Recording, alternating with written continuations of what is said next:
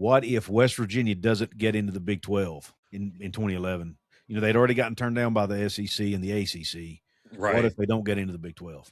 Well, if they don't get into the Big 12, I would assume we just kind of keep with that AAC, which was kind of what the Big East turned into, that American Athletic. You know, believe it or not, I don't know if that would have been the worst thing at the time, because the way that college football has evolved now, especially with transfer and NIL, that wasn't on the table back then. You know, we weren't talking about NIL or transfer portal. And look what it's done for these smaller schools. Yep.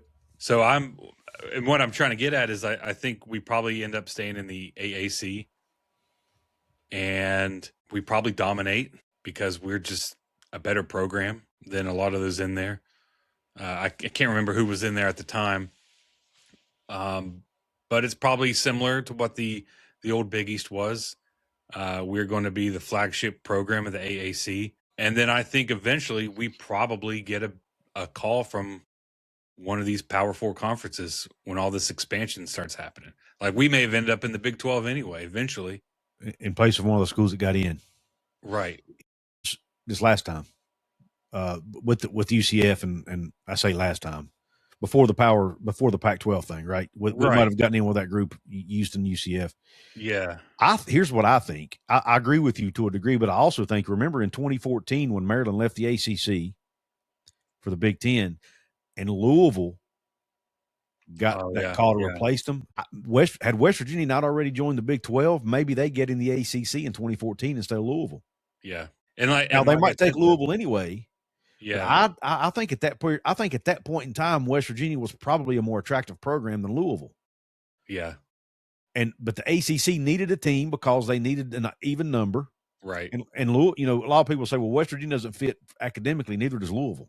Yeah. They were somewhat desperate at the time. So I say desperate. I don't mean that as a offense to Louisville, but I mean they took a team that really doesn't fit their footprint academically because they needed somebody, and Louisville, I guess, checked every other box. I think West Virginia would have checked every other box too, and probably to a higher degree than Louisville.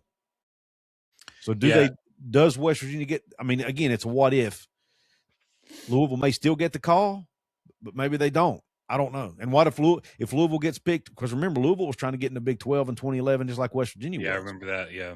Maybe Louisville gets the Big 12 and there's who knows what could have happened. Heck, this goes all the way back. I even had somebody ask, what if Joe Paterno is able to, he was trying to form a Northeastern Conference at one time with Penn State, Pitt, West Virginia, Syracuse. Yeah.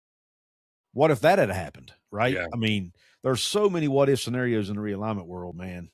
You could make a whole show out of it. But yeah, I think eventually you probably end up in a P4 conference just because, I mean, look what SMU, they were AAC. Yeah. And of course, a big part of theirs was they're in the Dallas area. So that's a huge market. But I think we would dominate that conference.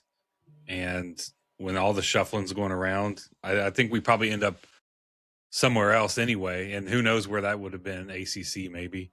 Yeah. But I don't even know if I would want to be in the ACC anymore. I know at the time. Not now I wouldn't. I would have probably 5-6 years ago. Yeah, because you got, Tech and Virginia Tech and Pitt and Syracuse, all your old Big East foes. But looking at it now, I'm like, there's no way. Yeah, because I don't know that conference. I mean, heck, the Big 12 may not even be stable long term. We don't know, but I definitely don't think the ACC is because of everything going on with Florida State and Clemson, and now you got Notre Dame and the ACC, kind of at odds. So you got most of those teams looking to jump ship. Yeah. On a personal, like just as a football fan, like I just don't think it's good football either. I just think there's a lot of programs that it's not aren't really football. I mean, obviously Clemson and Florida State. You don't have the fans Miami. Don't have the passion in the ACC that Virginia Tech will get there. They'll get back with Franklin. They will. But there's those four teams and everyone else. We think like Duke, UNC, Wake Forest, Georgia Tech, Boston College. I just don't think they're football first programs. Cal, Stanford. The classic ACC matchup of Cal and Stanford. Duke. Yeah. They're just they're not bad football programs, but they're just average. And I just don't see you just don't see, to me at least, you don't see the same passion from their fans about football that you do in all the other leagues either. Right. Outside of the you do have your exceptions like Clemson, like Florida State. Heck, even Miami fans are kind of lukewarm when they're not winning. Miami fans don't really even show up. Right. Now they're awesome when they're winning. Yeah.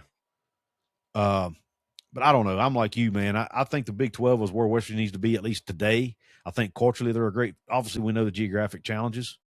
But as far as culturally, I think the Big 12 is a perfect fit for West Virginia. Yeah, we're